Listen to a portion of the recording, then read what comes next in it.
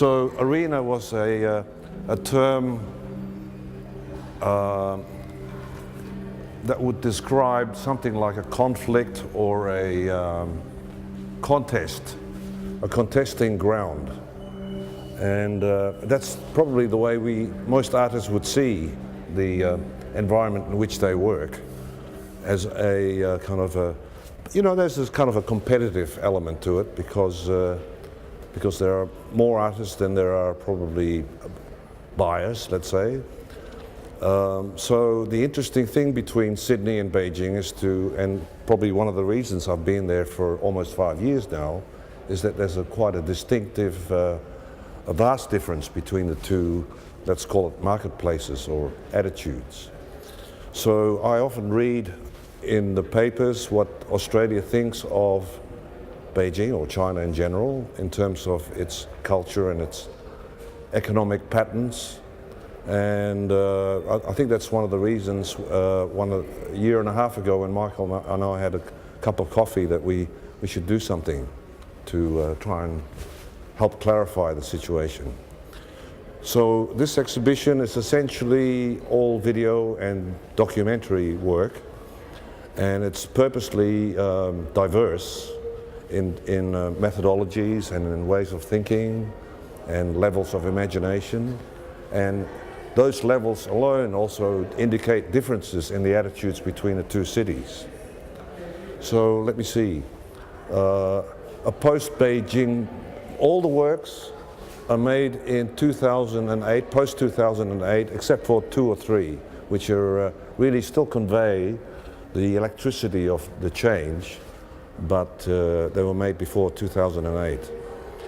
There are 21 works in the exhibition, 19 of which are first time in Australia, and 5 are first time outside of China, and 3 are first time. So, you're getting a pretty sort of a fresh account of what's happening. So having lived there for 5 years as an artist, I meet a lot of artists that work there, both Chinese and international artists. My work is also in the contemporary area, so I meet curators, and so the work has been collected from all those associations, essentially.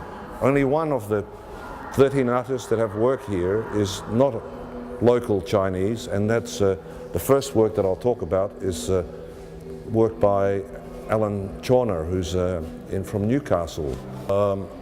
Alan Chawner is a photographer, essentially. This was taken with a Canon 5D on a busy intersection in Tuanjihu, which is right in the CBD area, inside the inside the third ring road. So the star performer in this work is actually the recycler, and there are a lot of recyclers in Beijing. Actually, that's one of the fascinating things about the social demography in Beijing, is that everything gets taken care of. And it's done so automatically. People actually just find their places.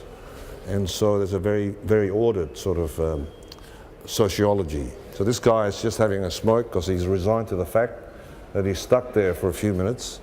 And you can see by his demeanor, it's just another day at work. So Alan Chawner actually was one of the featured photographers at at the opening of the Australian Year of Culture in China, which we're still in the middle of, and quite amazing work. You'll see, if you want to see more of his work, it's on his website. But both these are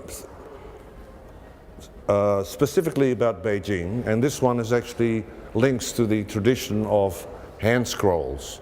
So although it uses Photoshop and photography, the way the imagery is being manipulated and the way the image kind of rolls out refers to the tradition of hand rolls.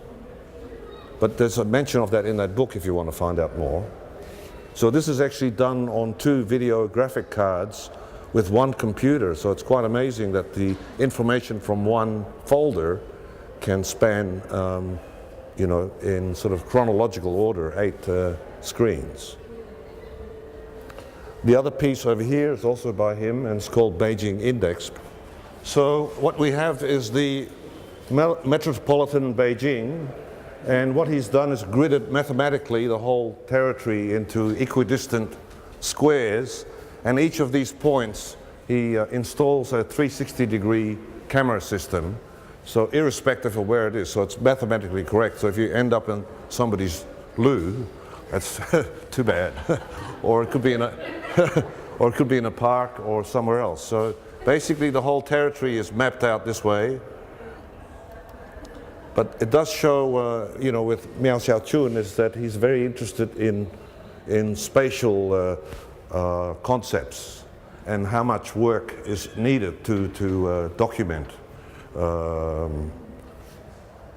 an account like Beijing in this case. So all the works have been chosen because of their reference to Beijing, either sociologically or even through some abstract or weird way. It's all to do with you know, that city. This one is Zhang Xiaotao, and he does make large works like this. He has a team of 3D animators, and usually of epic proportions. This is rather modest screen size for what he does, but it's you could read it as being post-apocalyptic, I suppose, but it does link between, you know, the biology of things and the kind of technology of urban growth is essentially what it's about. But it's a very beautiful symphonic piece. So behind us here, total contrast, is by Brain Failure, which is Beijing's punk band, who are doing very well internationally. Beijing is actually a very lively nightclub scene with a very strong, very eclectic musical tastes, from jazz to country, and a lot of international performers come to Beijing to try their luck. Some, you know, obviously the big ones come there because it's a huge market, but actually it's a very open, as it is for the art scene, it's a very open and experimental, explorative environment. So, and there are lots of little clubs all dotted in the hutongs and stuff like this, so it's very interesting, you know, when you go out and look for something different in Beijing, there's no telling what you come back with. Work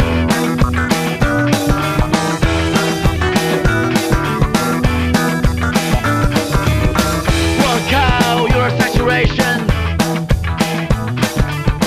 liberate whole generation,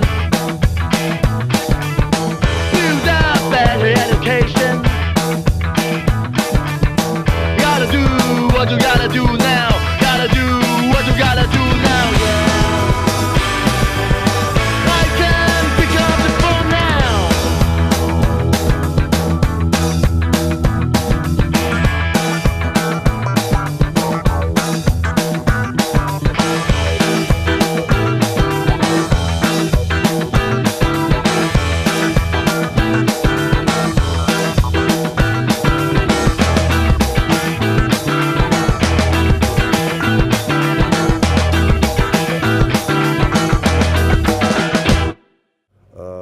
So this one's called Chi 3, and it's on a busy intersection in, it's not actually in the middle of Beijing, but you know, Beijing is so vast that the 6-lane boulevards are actually quite commonplace. And if you watch this movie, you also get an indication of the affluence of the under 40s, so you're driving Audi Q7s and things like that. But so he's just, it's something that I think I notice a lot of, which is the strong, how shall we put it, the conscious presence of heritage and, you know, of the old, of the traditions, and you get this kind of surface that sweeps over it.